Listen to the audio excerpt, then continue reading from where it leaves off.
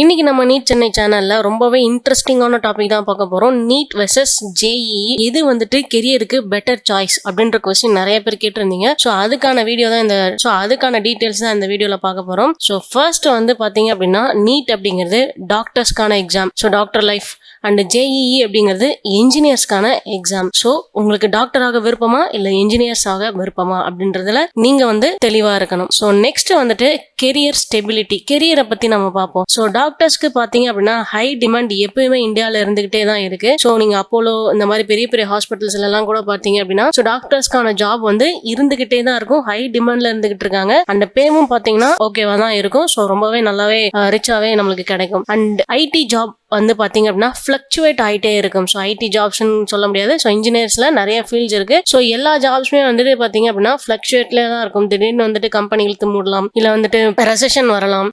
So இந்த மாதிரி problems எல்லாமே வந்து ஐடி செக்டார் அண்ட் இன்ஜினியர் செக்டார்ஸ்ல இருக்கு. பட் டாக்டர்ஸ்க்கு அப்படி கிடையாது. அண்ட் நெக்ஸ்ட் ஸ்டடி ப்ரெஷர் அப்படின்னு பாத்தீங்கன்னா, நீட்டுக்கு ஒரே ஒரு எக்ஸாம் தான். இந்த வருஷம் இல்லைன்னா அடுத்த வருஷம், இல்லையா அதுக்கும் அடுத்த வருஷம் கிளியர் பண்ணிட்டோம் அப்படின்னா நம்ம கண்டிப்பா டாக்டர் தான். ஆனா ஜேஇஇ அப்படி கிடையாது. ஸோ மெயின்ஸ் ஃபர்ஸ்ட் நம்ம கிளியர் பண்ணோம், அதுக்கப்புறம் அட்வான்ஸ் அப்படி இப்படின்னு சொல்லிட்டு நிறையவே எக்ஸாம்ஸ் இருக்கு. ஸோ எல்லாத்துலயுமே வந்து வைட் ரேஞ்ச் ஆஃப் கட் ஆஃபும் இருக்கு. ஸோ நம்மளுக்கு ஆல் ஓவர் இந்தியால ஜேஇஇ கிளியர் பண்றது வந்து பாத்தீங்கன்னா ஸோ ரொம்பவே டஃபஸ்ட் ஜாப்னு தான் சொல்லுவேன். படிக்க முடிஞ்சா கண்டிப்பா அதுவும் நடக்கும். ஸோ ஃபோர்த் ஒன் பாத்தீங்க அப்படின்னா ஃபினான்ஷியல் ஃபேக்டர். ஸோ ஒருவேளை நீங்க நீட்டை கிளியர் பண்ணி கவர்மெண்ட் சீட் உங்களுக்கு கிடைச்சது அப்படின்னா கண்டிப்பா லோயஸ்ட் ஃபீஸ் தான் இருக்கும். ஸோ ஈஸியா நம்மளால எம்பிபிஎஸ் முடிச்சுட்டு ஈஸியா வெளியில வந்துட முடியும். பட் ஜேஇஇ அப்படிங்கிறது வந்து பாத்தீங்க அப்படின்னா ஸோ நிறைய காலேஜஸ் நம்மளுக்கு வந்து கையில கிடைக்கும். அண்ட் நிறைய அஃபோர்டபுள் காலேஜஸுமே இருக்கும். ஸோ இது எல்லாமே வந்து ஃபேமிலி சிச்சுவேஷனை பொறுத்து நம்ம வந்து சூஸ் பண்ணிக்க முடியும். ஈவன் நம்மளுக்கு எம்பிபிஎஸ்ல வந்துட்டு பிரைவேட் காலேஜஸுமே இருக்கு. அதுல பாத்தீங்க அப்படின்னா ஃபீஸஸ் வந்து எக்கச்சக்கமா இருக்கும். ஸோ பட்ஜெட் உங்களுக்கு உங்க ஃபேமிலி சிச்சுவேஷனுக்கு ஏத்த மாதிரி எது பெஸ்டா இருக்கும் அப்படின்றத சூஸ் பண்ணிக்கோங்க. ஸோ ஃபைனலி ஃபியூச்சர் ஸ்கோப் என்ன அப்படின்னு கேட்டீங்கன்னா,